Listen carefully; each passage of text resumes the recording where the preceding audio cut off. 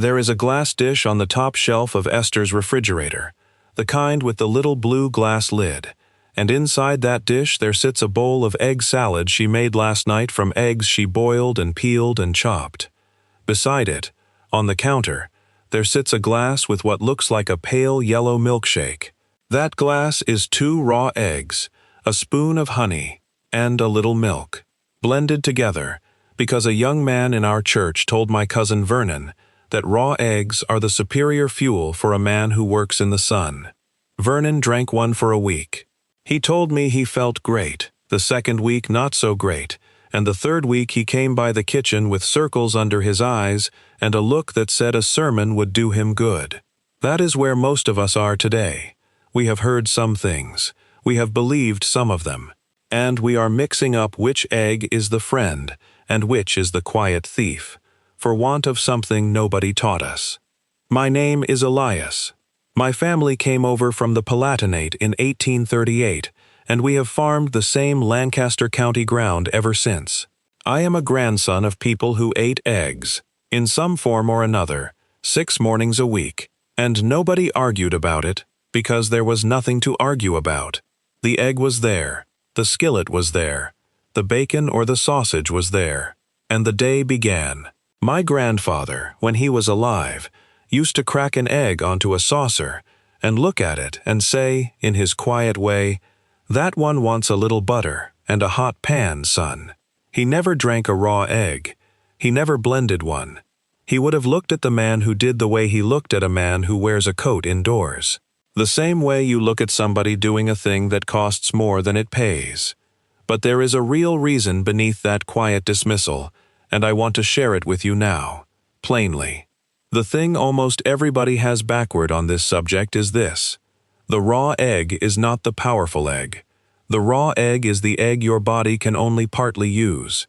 Cooked is older, simpler, safer, and better for almost every egg you will ever crack. The reason that flips the kitchen in your head is because we are surrounded, on the modern internet, by grown men in gym shirts drinking raw eggs out of a blender, and swearing their strength comes from that very glass.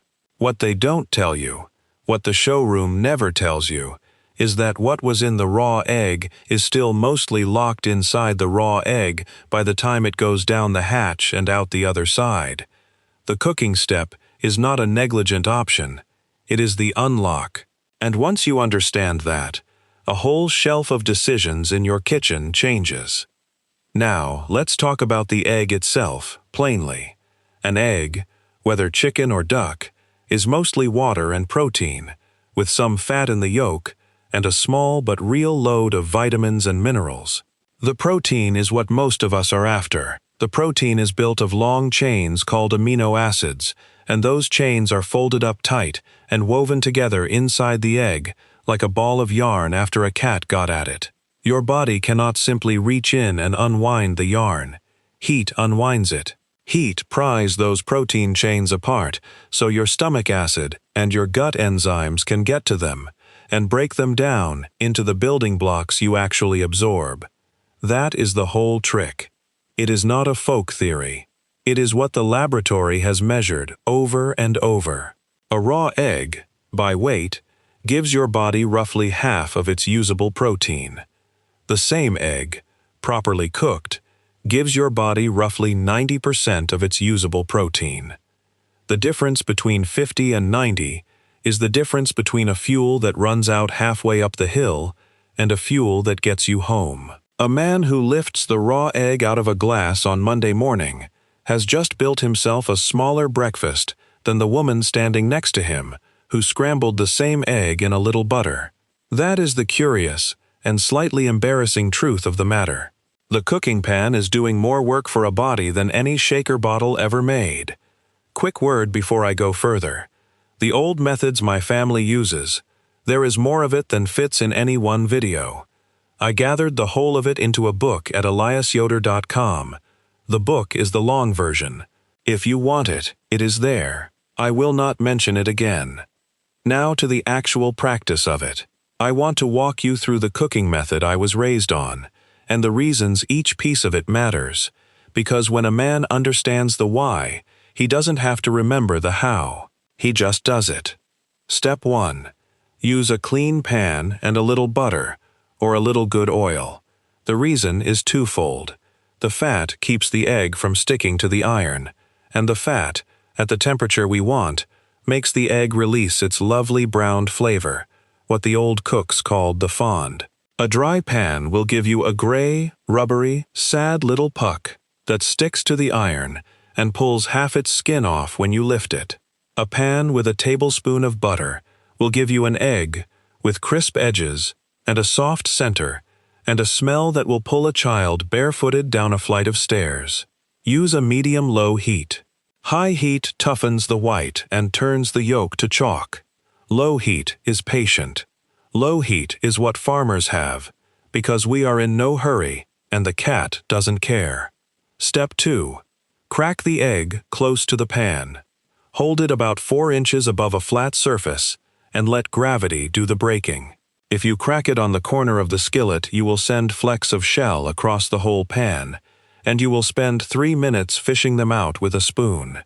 If you crack it on a flat counter, you will get a clean break every time.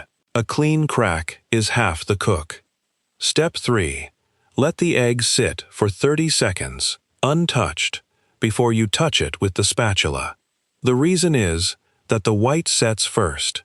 It sets against the heat of the pan before the yolk has barely warmed. If you go at the egg with the spatula in the first 10 seconds, you will smear the warm white into the runny white, and you will get an egg of uniform mush with no contrast.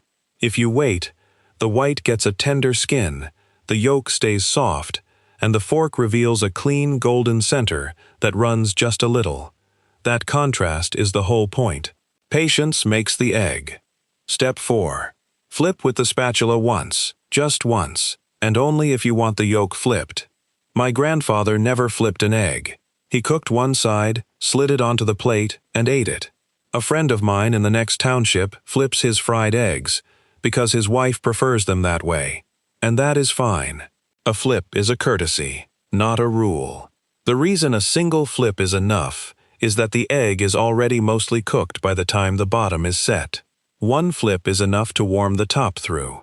2 flips is a crime, because 2 flips breaks the yolk and you are back to scrambled, only flatter. Step 5. Plate the egg at the moment the white is set all the way through, and the yolk still gives just a little when you touch the back of the spatula against it. The reason is the carryover. The egg is still cooking on the plate. If you let the yolk turn stiff in the pan, it will be overdone on the plate. Pull it a hair early, and let it finish itself on the warm ceramic. That is how a soft yolk stays soft. Step 6. For a scramble, the technique is the same patience at a lower tempo. Melt the butter, pour in the beaten eggs, and let them sit for 15 seconds before the first push. Then push the curds gently from the edge of the pan toward the center with the spatula. Tilt the pan so the runny egg flows into the empty space, and wait again. Repeat. The reason is that pushing too early and too fast breaks the curds into tiny gravel-sized pieces that weep water on the plate. Pushing slowly and patiently gives you large, tender curds that stay creamy. A scramble is a slow dance. The best cooks of any generation knew that. Now the warnings, spoken with care. The first warning is to never drink a raw egg in any form, whether blended, shaken, or cracked into a glass. The reason is not the protein story I told you, though that is reason enough. The reason is that the inside of a clean-looking egg can carry salmonella, and the inside of a clean-looking duck egg can too.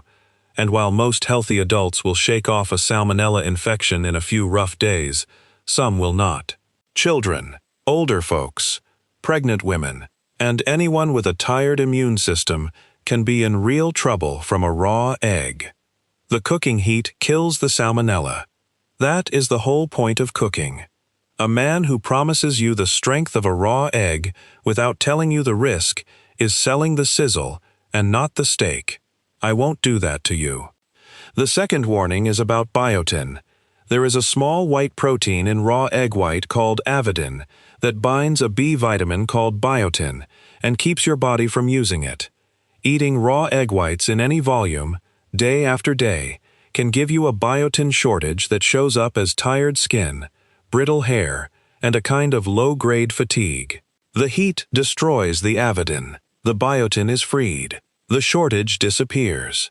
That is one more way the cook makes the egg better, and one more reason to never make a habit of the raw glass.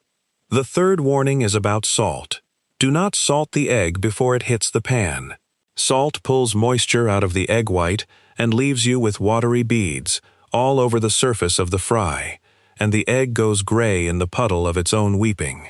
Salt at the end, on the plate, or in the last 10 seconds of the scramble when the curds are nearly set. The egg forgives a lot. It does not forgive being salted too early. The fourth warning is about overcooking.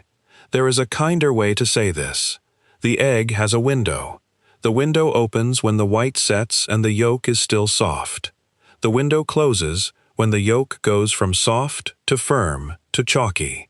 A minute past the window is not a tragedy. 5 minutes past the window is a sad little hockey puck on a plate. Pull early. Let the plate do the last of the work. The fifth warning is about reusing pans. If the butter in your skillet is already brown and smoking from last night's sausage, do not pour your egg into that pan. The milk solids in the burnt butter give the egg a bitter edge and a smelly note that ruins a clean breakfast. Wipe the pan. Add fresh butter. The egg wants a clean start. The sixth warning is about timing. Eggs continue to cook after you take them off the heat. They carry over. If you go by the look in the pan, you will overcook by the time the egg reaches the table. Train your eye to look for the egg that is just a touch underdone in the pan.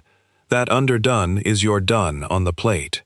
This is the only piece of cookery you cannot learn from a chart. You learn it by doing it twice and watching once. After that, you just know. Now the quiet enemy. I will be careful here, because I do not want to give you something you do not need to carry. There is a market in raw eggs. The market is the supplement aisle, the influencer bottle, the powder that promises muscle, and the bar that promises clean energy. Those products want the raw egg story to be true. They want the egg to be a magic fuel that the body can use whole, untouched by the heat of a skillet, broken only by the heat of a biceps. That is a good story. It is not a true story. The cooked egg gets you further, with less fuss, for almost no money. The raw egg story has a price that is not on the bottle. The price is a smaller breakfast, and a larger risk, and a quiet, steady biotin drag you may not even feel. I am not telling you a man schemed this in a back room. No one had to. It is worse than a conspiracy, because it is a system nobody had to coordinate. It simply pays better to sell a man a powder he does not need than to teach him to crack 2 eggs into a hot pan with a spoon of butter, and every penny spent on the powder is a penny not spent on the skillet, and every minute spent blending is a minute not spent eating at the table with his children. That is all I have to say on it.